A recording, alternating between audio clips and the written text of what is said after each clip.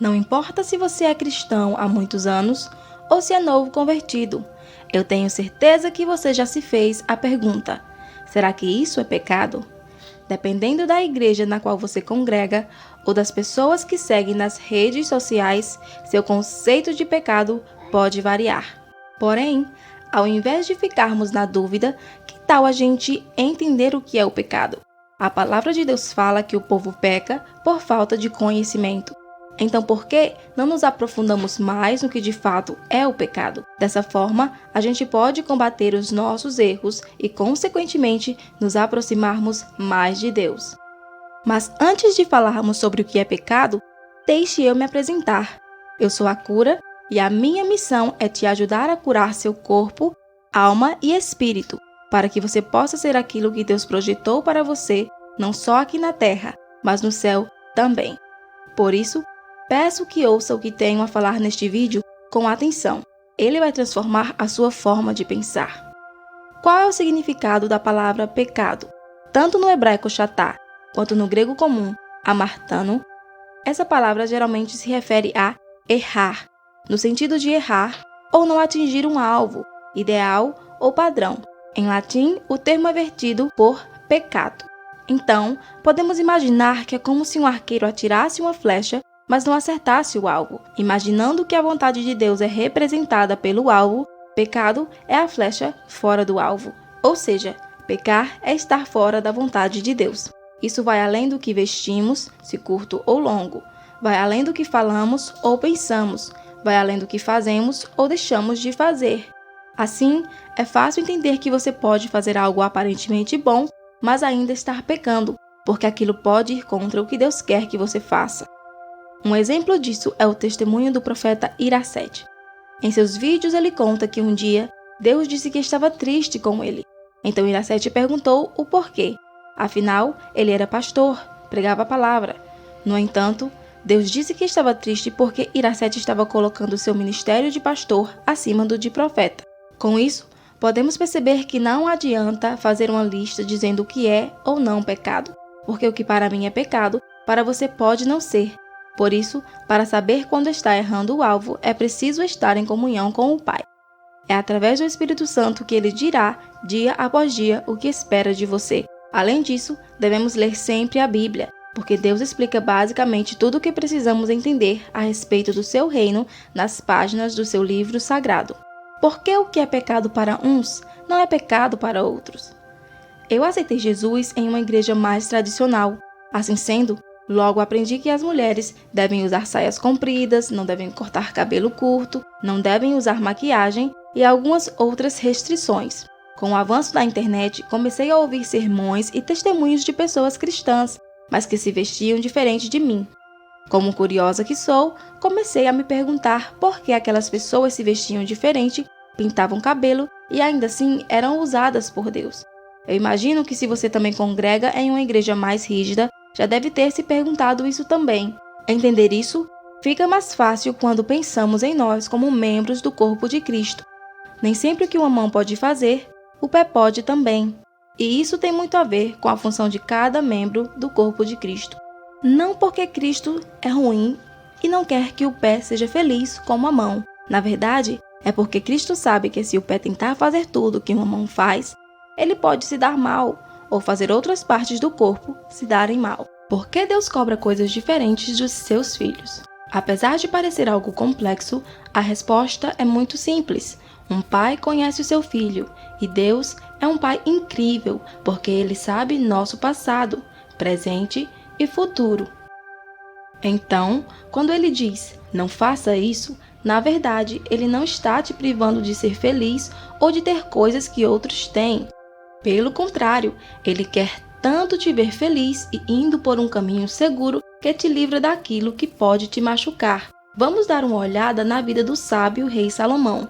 Deus permitiu que Salomão tivesse tudo, reino próspero, paz, riquezas, etc. Ele só disse a Salomão que ele não podia fazer duas coisas: se casar com mulheres estrangeiras e adorar outros deuses. Mas por que justamente essas duas coisas? Se dermos uma lida na história de Salomão, veremos que foram justamente essas duas coisas que o levaram à ruína. Isso quer dizer que casar com estrangeiros é pecado? Não. Ruth era uma estrangeira e fez parte da genealogia de Jesus. Deus pediu a Salomão que não casasse com estrangeiras para livrá-lo da depressão e da fraqueza espiritual. Afinal de contas, com aquelas mulheres estrangeiras vinham também os seus deuses estrangeiros. Já falando de mim, há algum tempo Deus tocou em meu coração para não ouvir músicas seculares. Não é que eu ouvia funk ou músicas obscenas assim. Eu gostava de ouvir pop e músicas mais tristes. E sendo sincera, eu não entendia por que ele estava pedindo isso para mim, já que as letras não tinham nada demais. Pelo menos, não do meu ponto de vista. Até que um dia, eu assisti um corte de um podcast do Positivamente. Neste corte, a Cassiane falou o seguinte: se toda música atrai algum espírito, qual é o espírito que eu quero atrair? Na mesma hora, eu entendi a razão pela qual Deus estava me pedindo para parar de ouvir aquelas músicas. O problema real não era a letra das músicas, mas os espíritos que eu estava atraindo para a minha vida através daquelas músicas tristes e que focavam no sofrimento aqui da Terra. Em outro vídeo vou compartilhar com vocês o resultado que essas músicas geraram em minha vida. Por agora, vamos focar no assunto deste vídeo. A cada filho, o pai dá e pede algo diferente. Não porque o pai é injusto ou ama mais uns do que os outros, mas porque ele conhece bem seus filhos. Ele sabe o que cada um pode fazer ou receber. E esse entendimento é válido também quando nos referimos ao que é pecado ou não para cada um de nós. Portanto, se Deus te pediu para fazer ou deixar de fazer algo, não insista. Ele só está tentando te proteger de algo, seja no futuro próximo ou longe. Não ouvir aquele que conhece o teu futuro poderá te levar à ruína. Temos muitas histórias bíblicas aí para nos dar exemplo. Pecado geral e pecado individual. Não sou teóloga ou coisa do tipo, então pode ser que eu use aqui uns termos diferentes, mas o que realmente importa é te fazer entender. Existem basicamente dois tipos de pecado. O pecado geral, que são as coisas que vemos na Bíblia. Essas coisas estão lá claramente porque Deus não gostaria que nenhum de seus filhos fizessem. Por exemplo, idolatrar, roubar, matar, adulterar, etc. Estas coisas estão claramente fora dos princípios de Deus, então não tem muito o que ficar discutindo. Já os pecados individuais não estão sendo claramente proibidos na Bíblia ou na doutrina da sua congregação. Esse é aquele pecado que Deus pediu para você não cometer. O Espírito Santo toca em seu coração e diz: eu não gosto disso. Eu queria chegar nesse tópico porque é algo que já conversei com minha irmã sobre várias vezes. É muito comum ver pessoas tentando impor um mandamento individual, ou seja, que Deus ordenou somente àquelas pessoas, sendo imposto para outras partes do corpo de Cristo.